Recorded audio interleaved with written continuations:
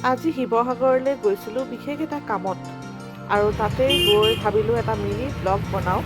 যিহেতু শিৱদৌলৰ নিচেই কাষতেই কামটো আছিলে মোৰ চ' ভিডিঅ'টো বনালোঁ দৌলৰ আশে পাশে চাওক এয়া দোকানসমূহ দিবৰ বাবে পেণ্ডেলবোৰ বনাই থকা হৈছে টাউনৰ ঝঞ্ঝটৰ মাজত মন্দিৰটোৰ কাষলৈ গ'লে যেন এটা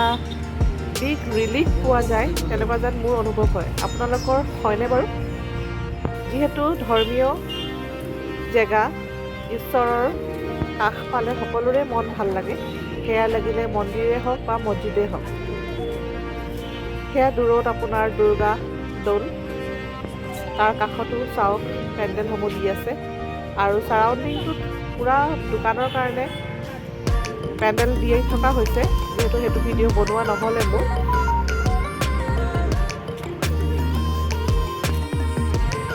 এয়া শিৱসাগৰ পুখুৰীৰ কাষৰ দৃশ্য